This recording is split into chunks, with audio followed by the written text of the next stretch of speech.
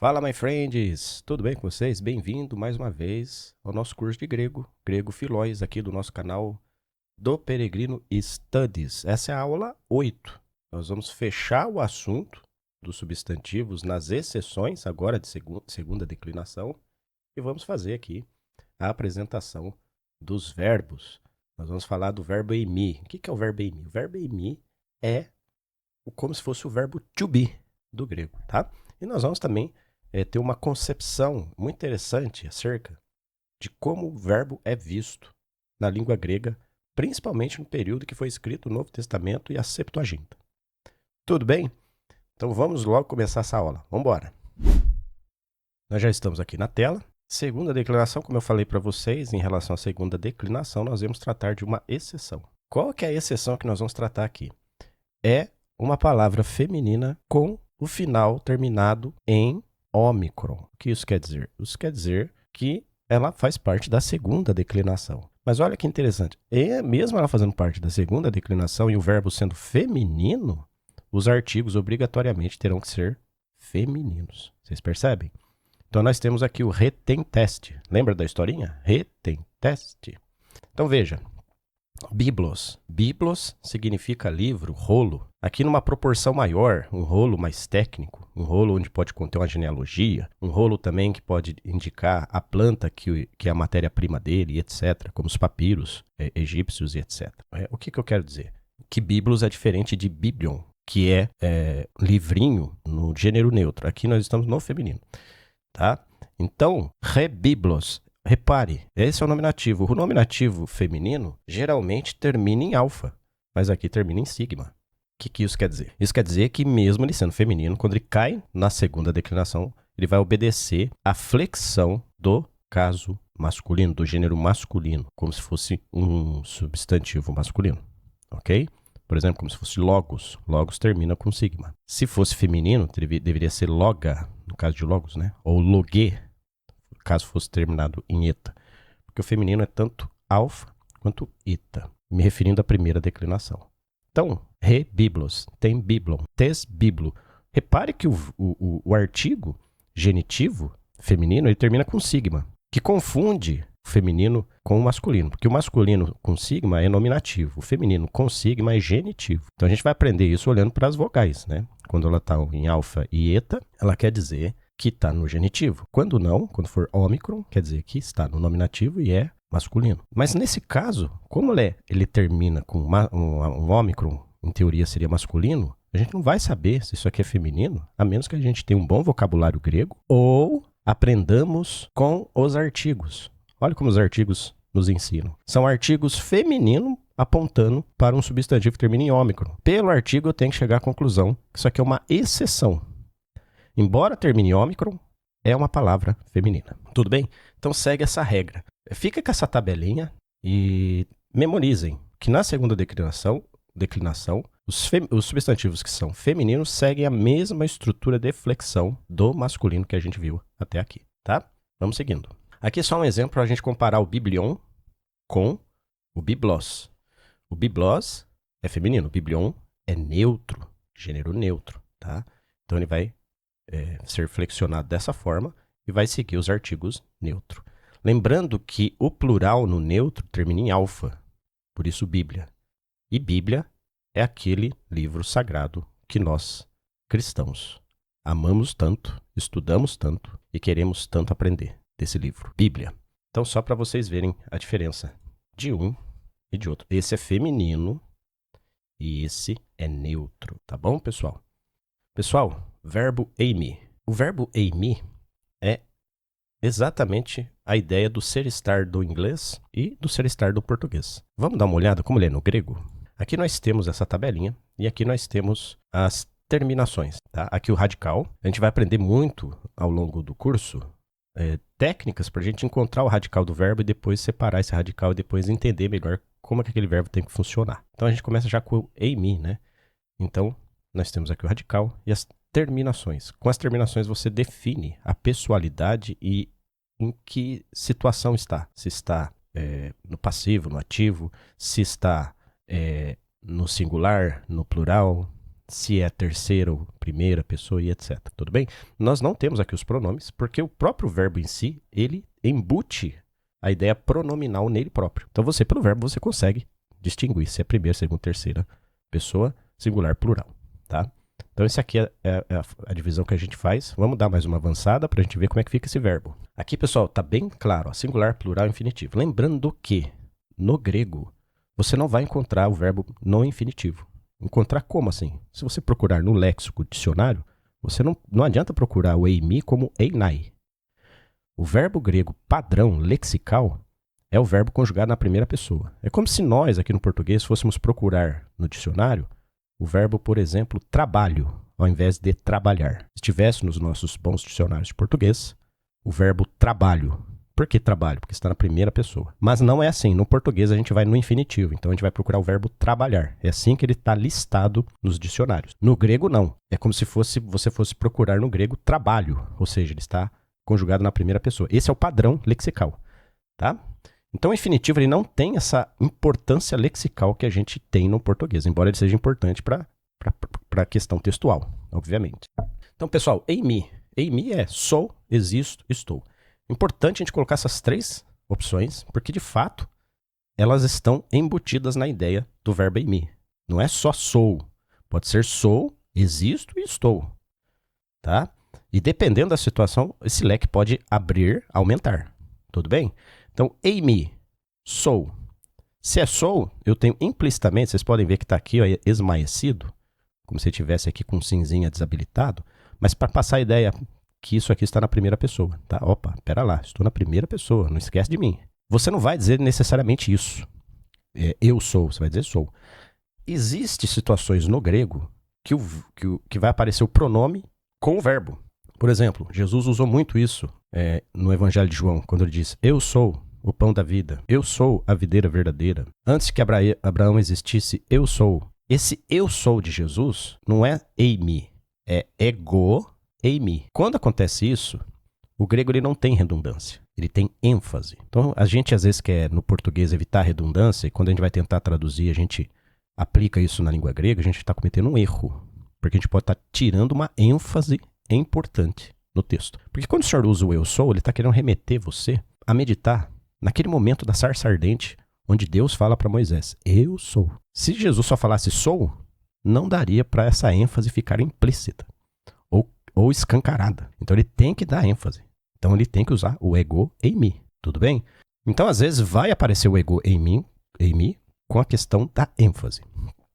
Então, eimi, ei é tu, estim eu falei errado, ei é es, eimi, ei, estim, sou, es, é. Esmen, este, essim, esmen, nós somos, esté, vós sois, ei sim, pode ter o ni ou não. Pode ser ei si só, eles são, ok? Pode ser sou, existo, estou. Vai depender do contexto, de como você está aplicando a sua exegese, de como você está vendo, qual é o ângulo do verbo, o que ele quer dizer, onde ele está e etc. Esse é o estudo do intérprete, o estudo do exegeta. Tudo bem, pessoal? Então tá aqui o verbo eimi. É necessário decorar? Eu nem preciso dizer que é, né? Não tem como a gente fugir. A gente decora o verbo to be do inglês, e nós, estudantes de grego, estudiosos da palavra de Deus, exegetas, intérpretes, não vai estudar e decorar o verbo eimi? Tem que decorar, é o verbo de entrada, tá? Eimi, ei, estim, esmen, este, eitim. Essa tabela depois vai ficar disponibilizada para vocês, e aí vai ficar mais fácil de vocês decorar esse verbo. Pronomes pessoais. Aqui, pessoal, a gente vai entrar na questão do pronome. Por quê? Porque a gente falou da ênfase, né? E eles são muito úteis. Então, nós temos o ego, que é o eu. Ego ou ego, né? Dependendo da sua pronúncia. Aqui porque tem um acento, né? Por isso que a tonicidade fica no ômega. Mas tudo bem você falar ego, não tem problema. Ego, su, que é o tu. Aqui fica fácil porque parece o nosso tu. Se você tirar o sigma e colocar um tal aqui, ficaria igual ao nosso tu. Né? Embora a gente não pronuncie esse y exatamente como u, né?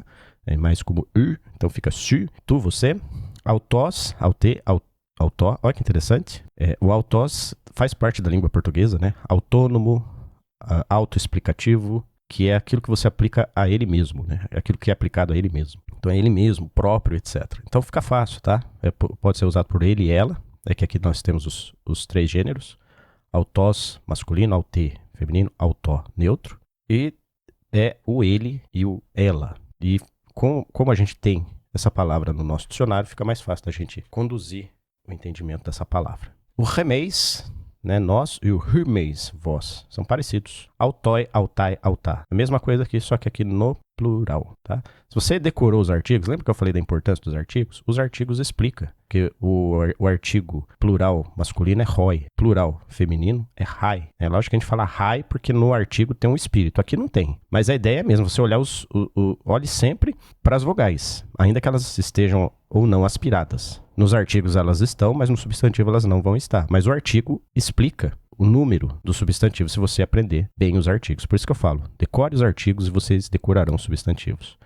Autói, eles, autai, elas, autá, né? No caso neutro, o artigo neutro é o tatá, lembra? Tá no nominativo e tá no acusativo. E tá um tá aqui, ó, o tá. O que é o tá no neutro? É o artigo pluralizado. Ele pode ser nominativo ou acusativo.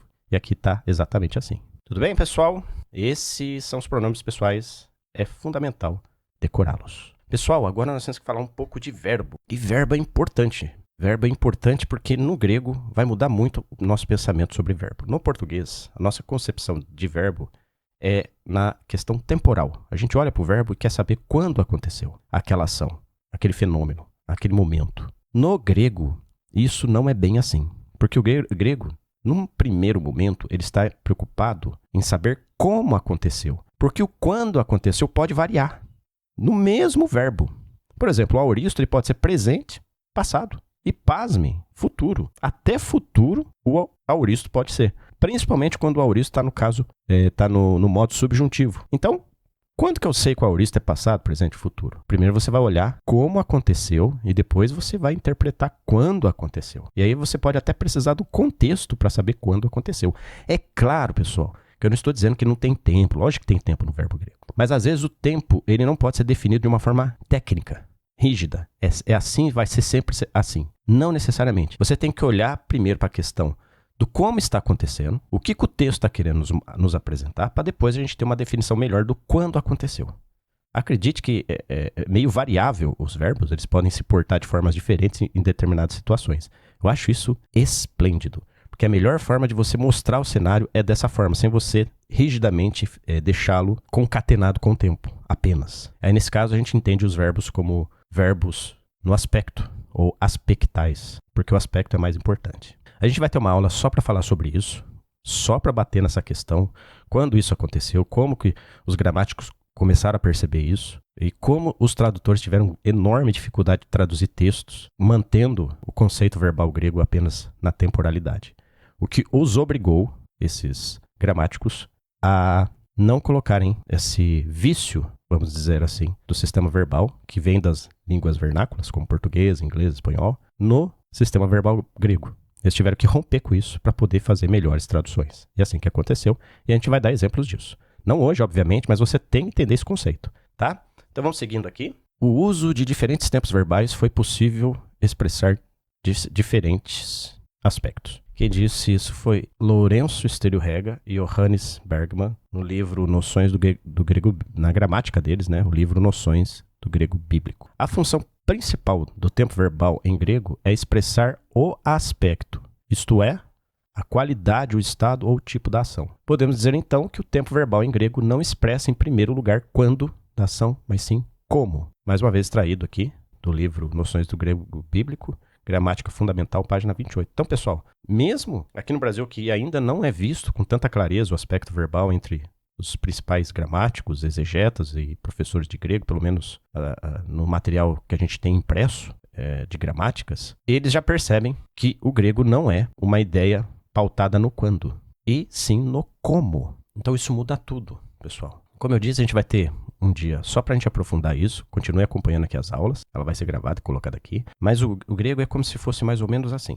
Vamos colocar, tentar separar dessa forma.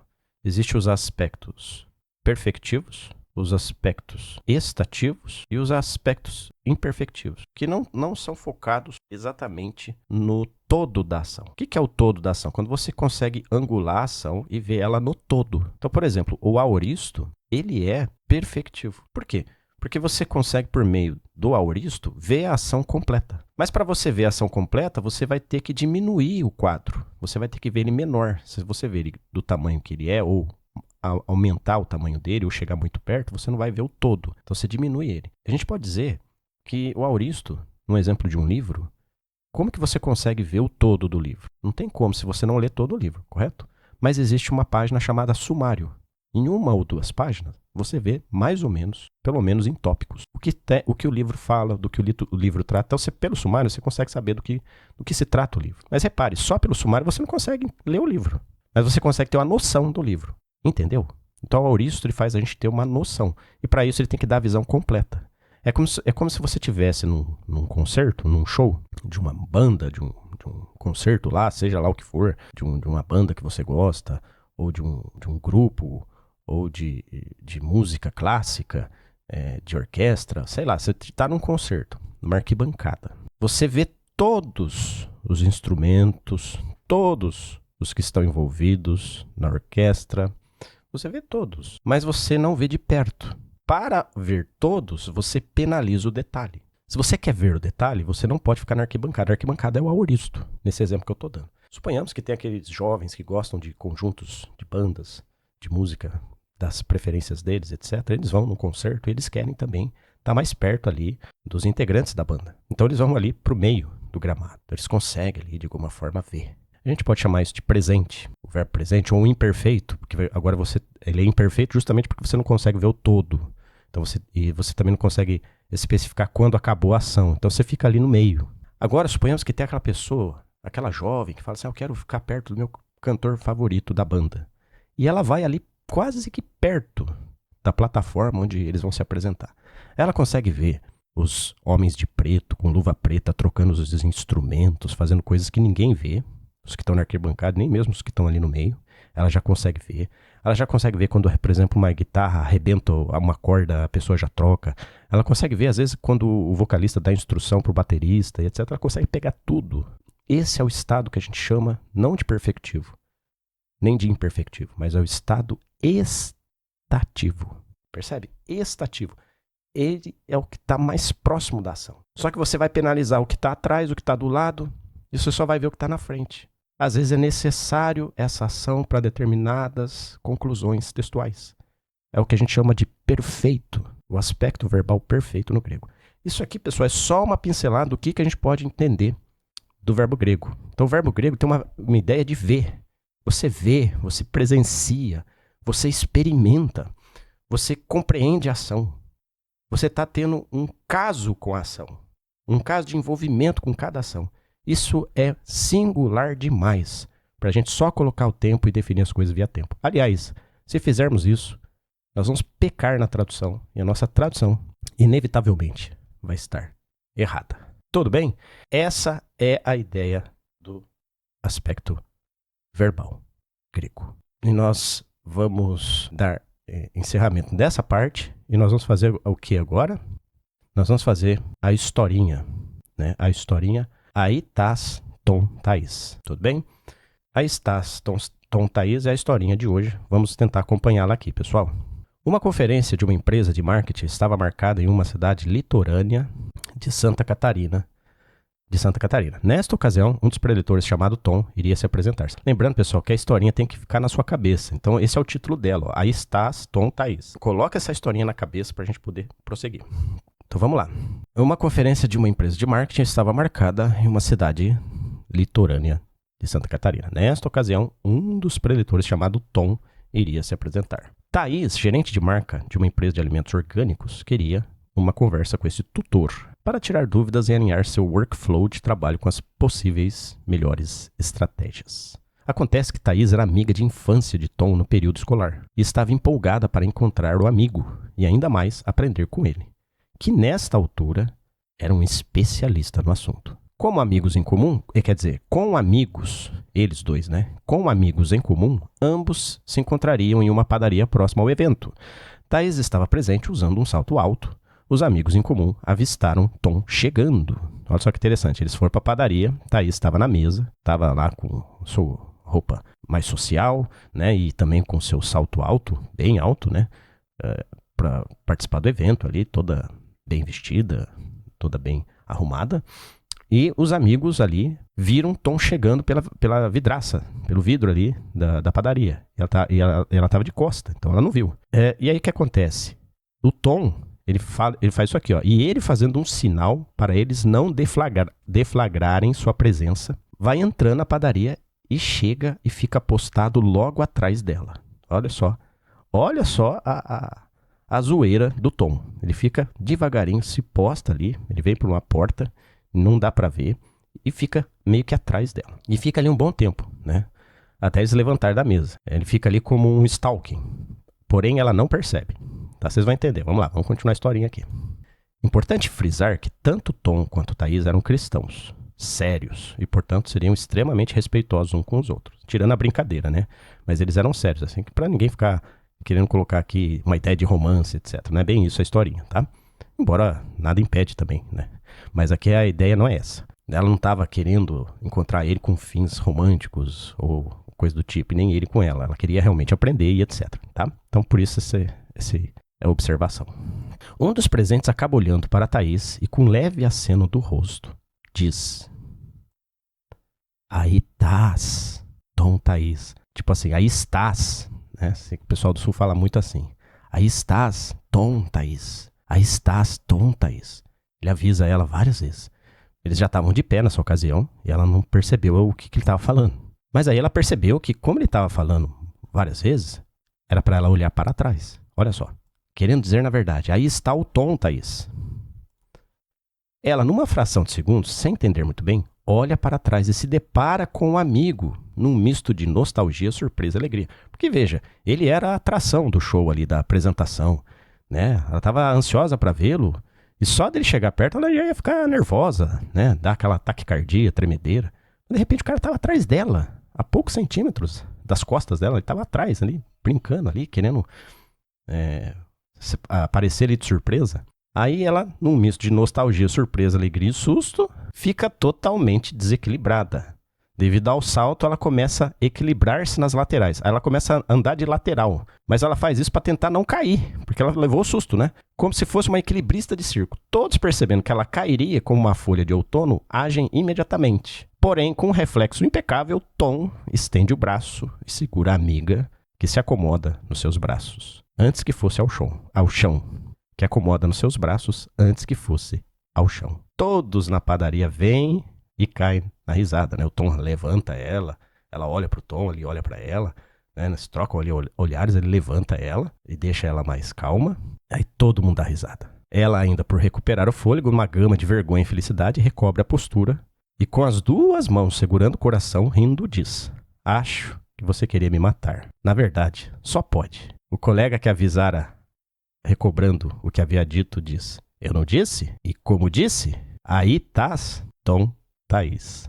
Todos voltaram a rir, a vergonha deu lugar a muita alegria, a mesa se tornou um espaço aconchegante para várias histórias inusitadas, com todos fazendo esforço para lembrar algo semelhante ao que havia acontecido ali. Depois da história, aí estás, Tom Thaís. Olha essa tabela. Aí estás, Tom Thaís. Aí estás, Tom Thaís. Aí estás, Tom Thaís. É claro que aqui tem um espírito, né? Eu falaria Hi, tas, Tom Thaís. Mas para você memorizar e depois tudo ficar mais sob o seu domínio, você vai saber que aqui tem um espírito, você vai falar Hi, né? Mas na memorização, pela historinha, vai ficar assim: aí tas, Tom Thaís. Você não esquece nunca mais, meu irmão. Você jamais vai esquecer esses artigos, plural. Você já tinha memorizado o re tem teste, agora você memorizou aí tas, Tom Thaís. Beleza, pessoal. Essa foi a aula de hoje. A gente vai aprofundar os verbos. Fiquem mais perto, acompanhem mais essa nossa playlist, esse nosso curso, que nós vamos aprender ainda muito mais sobre os verbos gregos. Agora nós saímos dos substantivos, vamos entrar nos verbos e também nós vamos aos poucos aprendendo conjunções, preposições, adjetivos e outras coisas mais a partir de agora, até a gente finalizar os próximos módulos que virão pela frente. Obrigado mais uma vez pela sua companhia. Boa aula, bons estudos. Nos vemos logo.